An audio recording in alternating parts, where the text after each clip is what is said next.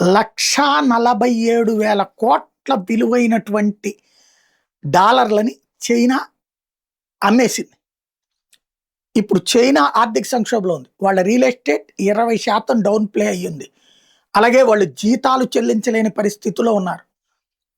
అలాగే బ్యాంకులలో ప్రజలు దాచుకున్న సొమ్ముల మీద సీలింగ్ పెట్టి తీసుకోనియకుండా చేస్తున్నారు, వాడేశారు. కాబట్టి ఇలాంటి పరిస్థితులలో విదేశాలలో ఉన్నటువంటి తమ డబ్బులు ఏవైతే డాలర్ బాండ్ల రూపంలో ఉన్నాయో వాటిని ఎన్కాష్ చేసుకుని చైనీస్ రూపాయల్లోకి మార్చుకుని చైనా ఆర్థిక వ్యవస్థని సరిచేసుకునే ప్రయత్నం ఉంది జిన్పింగ్ ప్రభుత్వము.